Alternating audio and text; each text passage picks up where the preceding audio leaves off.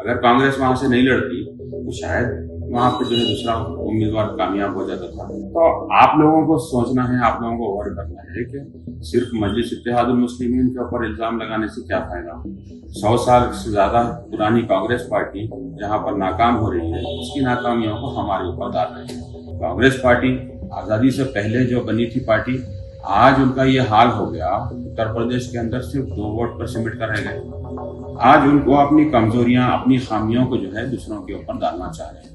आज उनके सदर जब भी आते, राहुल गांधी, सोनिया गांधी वगैरह, असदुद्दीन ओवैसी साहब, अकबरुद्दीन ओवैसी साहब का नाम लिया, उनकी तकरीर पूरी नहीं होती। ख्वाजा बिलाल का एक पोस्ट देखा जिसमें उन्होंने दावा किया कि मजलिस इत्तेहादुल मुस्लिमीन उत्तर प्रदेश के अंदर इलेक्शन लड़ने की वजह से वहां पर बीजेपी कामयाब हुई। और उसके अंदर उन्होंने कुछ डेटा भी शेयर किया कॉन्स्टिट्यूंसी वाइज। तो मैंने वो डेटा को एनालाइज किया इलेक्शन कमिश्नर ऑफ इंडिया की वेबसाइट से। बकौल ख्वाजा बिलाल, ये जो इनका डेटा है फिरोजाबाद का गलत है, शाहगंज का गलत है। मेरा ख्याल है ये इनका डेटा दिल्ली में जो 10 जनपद है वहां से लिए होंगे, क्योंकि इलेक्शन कमिश्नर की वेबसाइट पर तो जो इन्फॉर्मेशन है वो बिल्कुल अलग है। शॉकिंग रिजल्ट्स थे, क्योंकि सिर्फ झूठ और धोखा उसके अंदर था। तो ये इन्फॉर्मेशन मैं आपके सामने रखने के लिए आया हूँ। इनका मकसद ये है कि मजलिस इत्तेहादुल मुस्लिमीन को टारगेट बनाए और बदनाम किया जाए। तो मैं अवाम उन्नास से गुजारिश करता हूँ, ये सियासी बेरोजगारों की बातों में ना आए। आप लोग हकीकत जानना है तो सीधा गूगल करिए, सारी इन्फॉर्मेशन फैक्ट आपके सामने आ जाए। तो ये जितने भी सियासी बेरोजगार है, ख्वाजा बिलाल है, मतीन शरीफ है, खालिद खान, ये सियासी बेरोजगार है, उनके पास कोई काम नहीं। तो आप लोग समझदार है, इन चीजों को आप गौर करिए। अस्सलाम वालेकुम, मैं सैयद मिनहाजुद्दीन कॉर्पोरेटर अकरम। कुछ दिन पहले सोशल मीडिया के ऊपर मैंने ख्वाजा बिलाल का एक पोस्ट देखा जिसमें उन्होंने दावा किया कि मजलिस इत्तेहादुल मुस्लिमीन उत्तर प्रदेश के अंदर इलेक्शन लड़ने की वजह से वहां पर बीजेपी कामयाब हुई। और उसके अंदर उन्होंने कुछ डेटा भी शेयर किया कॉन्स्टिट्यूंसी वाइज। तो मैंने वो डेटा को एनालाइज किया इलेक्शन कमिश्नर ऑफ इंडिया की वेबसाइट से। वो देखने के बाद काफ़ी शॉकिंग रिजल्ट्स थे, क्योंकि सिर्फ झूठ और धोखा उसके अंदर था। तो ये इन्फॉर्मेशन मैं आपके सामने रखने के लिए आया हूँ कि बिजनौर के अंदर बीजेपी पार्टी को 97,165 वोट्स मिले। एसपी और आरएलडी वहां पर अलायंस में लड़े, 95,720 वोट्स मिले। और मजलिस इत्तेहादुल मुस्लिमीन को 2,290 मिले। यहाँ पर डिफरेंस मार्जिन जो हार का रहा 1,445 वोट्स का।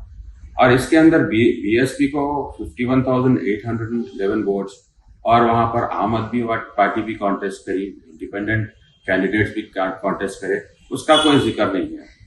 ये लोग सिर्फ, इनका मकसद ये है कि मजलिस इत्तेहादुल मुस्लिमीन को टारगेट बनाए और बदनाम किया जाए।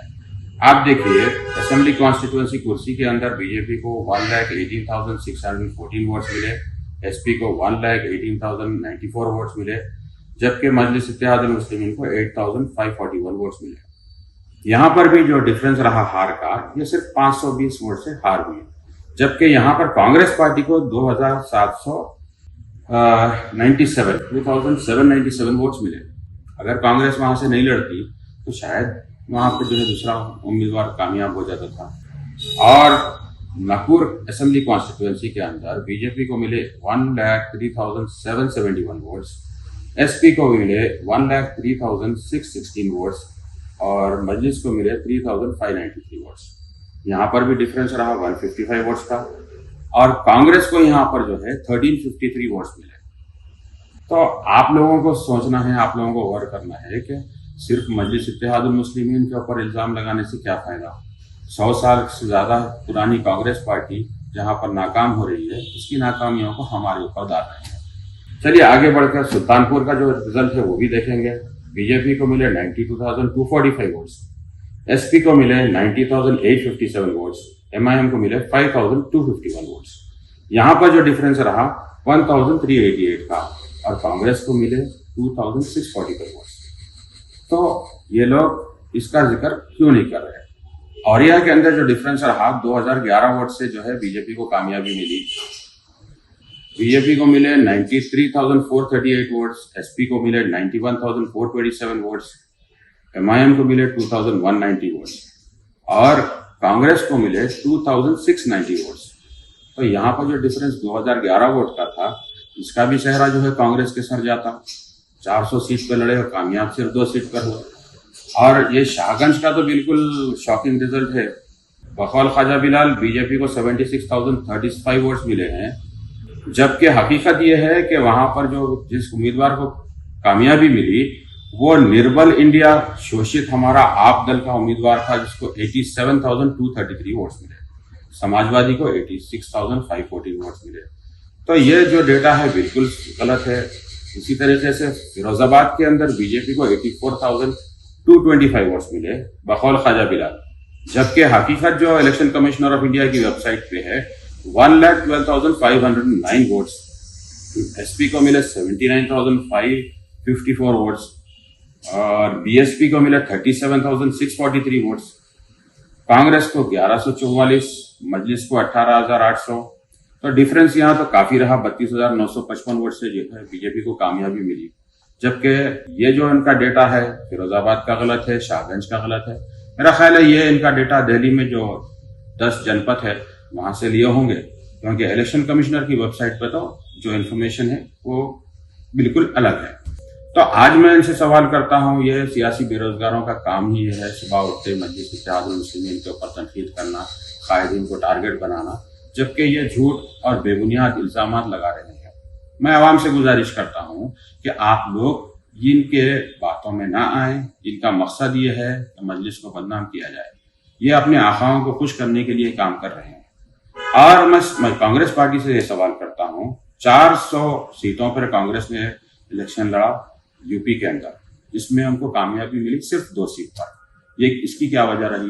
कांग्रेस पार्टी आजादी से पहले जो बनी थी पार्टी, आज उनका ये हाल हो गया। उत्तर प्रदेश के अंदर सिर्फ 2 वोट पर सिमट कर रह गए। आज उनको अपनी कमजोरियां, अपनी खामियों को जो है दूसरों के ऊपर डालना चाह रहे हैं। आज उनके सदर जब भी आते राहुल गांधी, सोनिया गांधी, बगैर असदुद्दीन ओवैसी साहब, अकबरुद्दीन ओवैसी साहब का नाम लिया उनकी तकरीर पूरी नहीं होती। तो आप लोगों को गौर करना है, ये लोगों का मकसद ही जो है पार्टी को बदनाम करना है। ये सियासी बेरोजगार, इनके पास कोई काम नहीं है। तो आप लोग समझदार है, इन चीजों को आप गौर करिए। और एक जो शॉकिंग बात है, राहुल गांधी इनके साबिका सदर, पार्टी प्रेसिडेंट कांग्रेस के, अमेठी से इलेक्शन लड़े, वहां पर बीजेपी की स्मृति ईरानी कामयाब हो गई। तो आपको वायनाड की आवाम का शुक्रिया अदा करना चाहिए जिन्होंने आपकी इज्जत रख ली। वरना आप अगर अमेठी से हार जाते और वायनाड से आप इलेक्शन नहीं लड़ते राहुल गांधी, तो क्या होता था? तो भाइयों, हम आज हिंदुस्तान के जो हालात है उस हालात के मद्देनजर रखते हुए कायदीन फैसला कर रहे हैं कि हमें हिंदुस्तान में आगे बढ़ना है, मुसलमानों की, पसमानदा तबकात की नुमाइंदगी करना है। तो इनको पेट में दर्द हो रहा, मजलिस वहां क्यों जा रही, मजलिस वहां यहाँ पर इलेक्शन क्यों नहीं लड़ रही? तो ये चीज आपके बस की नहीं है। मजलिस इत्तेहादुल मुस्लिमीन की दूरंदेशी, ये जो है हमारे कायदीन के जो फैसले होते हैं सोच समझ के लिए जाते हैं। इंशाअल्लाह आने वाले वक्त में यह आवाम को भी मालूम होगा और मुखालिफिन को भी मालूम होगा। तो मैं अवाम नास से गुजारिश करता हूँ, ये सियासी बेरोजगारों की बातों में ना आए। आप लोग हकीकत जानना है तो सीधा गूगल करिए, सारी इंफॉर्मेशन फैक्ट आपके सामने आ जाते हैं। तो ये जितने भी सियासी बेरोजगार है, ख्वाजा बिलाल है, मतीन शरीफ है और ये अपने क्या नाम है इनका, खालिद खान, ये सब लोगों की बात जो है सिर्फ झूठ के ऊपर रहती। आप लोग सोचिए, समझिए और मजलिस इत्तेहादुल मुस्लिमीन को मजबूत करिए। इंशाअल्लाह आगे भी जो है काम होते रहेंगे। और आप जो प्रजा पालना का जो प्रोग्राम चल रहा है, कांग्रेस हुकूमत के 6 गारंटीज का जो इम्प्लीमेंटेशन है उसके अंदर 4 का जो है वो प्रोग्राम भी कर रहे हैं। तो हम भी आवाम को एनकरेज कर रहे हैं कि भाई आप लोग अप्लाई करिए, क्योंकि कांग्रेस ने पहले ये बोला था कि किसी जो भी जरूरतमंद है उसको देगा, लेकिन उसमें यूटर्न, पहला यूटर्न ये रहा, उत्तम कुमार रेड्डी साहब ये बोल दिए कि 500 रुपए का जो सिलेंडर है वो सिर्फ white ration card BPL families को ही मिलेगा। तो रेवंत रेड्डी साहब का भी एक स्टेटमेंट हमने देखा है, उन्होंने जो बोला था कि राशन कार्ड का भी एप्लीकेशन लिया जाएगा और तमाम आवाम इसके अंदर एप्लीकेशन डाल सकती है। तो हम तो यही उम्मीद करेंगे कि बाद में यह है ये सिर्फ लिमिटेड लोगों तक ना सिमट कर रह जाए। हम चाहते हैं कि तमाम आवाम को, लॉकडाउन के बाद से लोग परेशान हाल है, लोगों की गुर्बत का मजाक न उड़ाया जाए, उनको लाइनों में लगाकर। तो आप लोग गौर करिए और इनके जो झांसा है, इनका जो छूट है, उसको बेनकाब करिए। शुक्रिया। अस्सलाम वालेकुम।